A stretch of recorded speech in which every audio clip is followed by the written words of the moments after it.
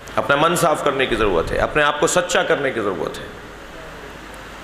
قُلْ إِنَّمَا أَعِظُكُمْ بِوَاحِدَةٍ، میں ایک نصیحت تمہیں کرتا ہوں، اللہ کہہ رہا ہے قرآن میں۔ آیات تو 6000 سے زیادہ ہیں مگر نصیحت صرف ایک دفعہ ہی کی ہے اس نے۔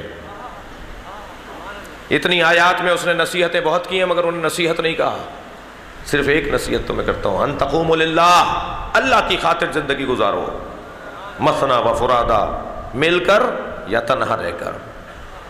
میرا ہر قدم مجھے جواب دینے کے لیے ہو کہ یہ اللہ کی خاطر اٹھ رہا ہے یا نہیں۔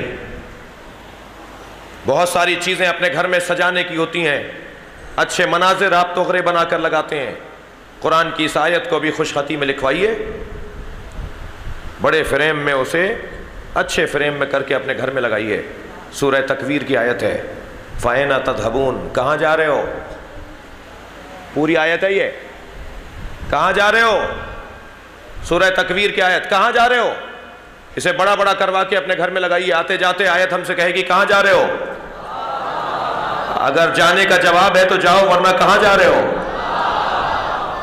تمہارے پاس جواب ہی نہیں ہے جانے کا، کیوں جا رہے ہو؟ کہاں جا رہے ہو؟ البتہ گھروں میں لگانے سے پہلے امام بارگاہوں میں کہ جہاں مسجد برابر میں ہے وہاں اس آیت کو لگانے کی زیادہ ضرورت ہے، اس لیے کہ فاتحہ کے لیے جب گھر جا رہے ہوتے ہیں اور مؤذن اذان کہہ رہا ہوتا ہے تو قرآن پکار کے کہہ رہا ہے کہاں جا رہے ہو؟ کہاں جا رہے ہو؟ کھانا کھانے جا رہے ہو؟ یہ جواب دو گے اللہ کو کہ کھانا کھانے جا رہے ہیں؟ مؤذن پکار کر کہہ رہا ہے حی علی الصلاۃ، مسجد خالی ہو رہی ہے۔ کل میرے دوست کہہ رہے تھے کہ شاید میں کسی سے خفا ہوں، میں کسی سے خفا نہیں ہوں، میں اپنے آپ سے خفا ہوں۔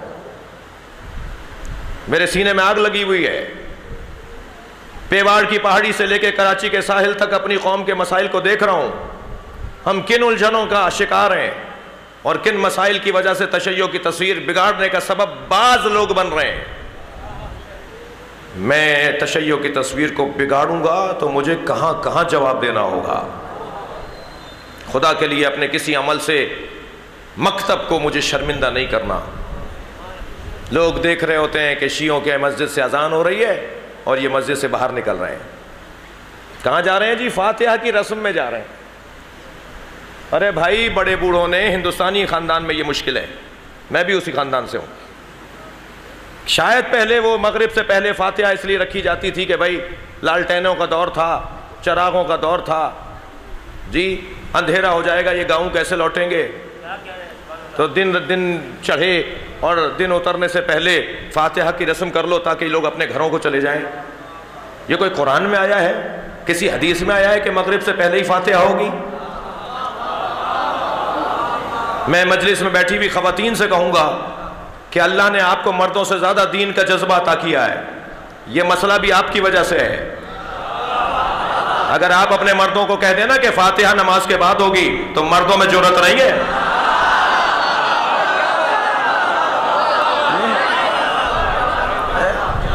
خدا کے لیے میں خواتین سے مخاطب ہوں، میرے سیدھے ہاتھ کی طرف زیادہ بیٹھی ہوئی ہیں جی، کہ آپ ذرا یہ رسم تبدیل کروائیے اپنے گھروں میں۔ ہمارے یہاں کی فاتحائیں نماز جماعت سے ٹکرا رہی ہیں۔ اگر کوئی جماعت نہیں بھی پڑھ رہا، بھائی دیکھیے، اگر کوئی روزہ نہیں رکھ رہا تو اسے یہ اجازت نہیں ہے کہ وہ چوک پہ کھڑے ہو کے ببل کھائے۔ اس لڑکے کو یہ اجازت نہیں ہے کہ وہ چوک پہ کھڑے ہو کر کوئی ٹافی کھائے۔ تم نے روزہ نہیں رکھا تو تم چوک پہ کھڑے ہو کے ٹافی کیوں کھا رہے ہو؟ تم روزہ نہ رکھنے کا تو ثواب عذاب تمہارا تم جانو، تمہارا اللہ جانے، یہ بے حرمتی کرنے کا جو تمہیں گناہ ملے گا۔ میں نماز نہیں پڑھ رہا، میں نماز جماعت سے نہیں پڑھنا چاہتا، میں مولانا کے پیچھے نہیں پڑھنا چاہتا، تو کم سے کم نماز کی توہین تو نہ کروں۔ صلوات پڑھیں محمد و آل محمد۔